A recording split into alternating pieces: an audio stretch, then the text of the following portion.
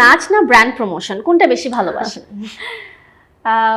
দুইটাই আসলে, কোনোটা ছেড়ে কোনোটা না। ওকে, এক কথায় নিজেকে কিভাবে বর্ণনা করবেন? এটা তো আসলে কি বলবো, ভালো গুণ বলবো না খারাপ গুণ বলবো আমার। তবে আমাকে দেখে মানুষ মনে করে যে আমি অনেক মুডি, বাট আসলে এটা একদমই ট্রু না। আমি যাদের সাথে আসলে কথা বলি, আমার সার্কেলটা খুব ছোট, বাট তার বাহিরে আমি একটু কম কথাই বলি। সো লাইভে যাওয়ার আগে কি কোনো সময় নার্ভাস হন? না, এখন আর হই না। তবে হ্যাঁ, আমি কাজগুলোকে খুব গুরুত্ব সহকারে নেই, খুব সিরিয়াসলি নেই। প্রত্যেকটা লাইভে, সেটা অনলাইন পেজ হোক বা কোনো বিগ ব্র্যান্ড হোক, ডাজন্ট ম্যাটার ফর মি, প্রত্যেকটা কাজই আমার জন্য সমান গুরুত্বপূর্ণ। সমালোচনা নাকি প্রশংসা, কোনটা আপনার কাছে প্রিয়? ডেফিনেটলি প্রশংসা শুনতেই সবার ভালো লাগে, তবে সমালোচনাগুলোও খুব গুরুত্বপূর্ণ, কারণ অডিয়েন্সদের সমালোচনা অনেক সময় আমাদের ভুলগুলো ধরিয়ে দিতে সাহায্য করে।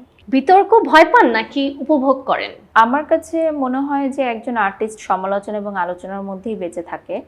So part of our profession. পরিবার নাকি ক্যারিয়ার, কোনটা আগে?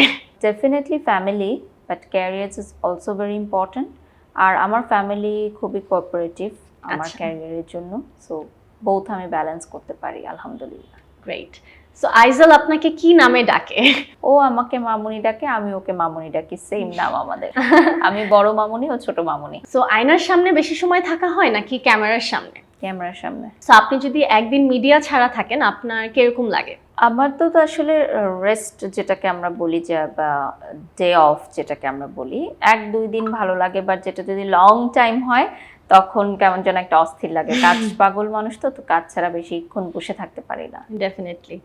সো আপু, লাস্ট কোয়েশ্চেন ইজ, আপনার জীবনের টার্নিং পয়েন্ট যদি আপনি এক শব্দে বলেন? লাইভ প্রমোশন আমার লাইফের টার্নিং পয়েন্ট। আমি যেহেতু অনেক বছর মিডিয়া ইন্ডাস্ট্রিতে কাজ করেছি, বাট লাইভ প্রমোশনে স্টার্ট করার পর আমি যেভাবে ম্যাসিভ মানুষের একটা প্রশংসা পেয়েছি, বা অডিয়েন্সরা যেভাবে আমাকে অ্যাকসেপ্ট করে নিয়েছে, এটা দারুণ একটি ব্যাপার।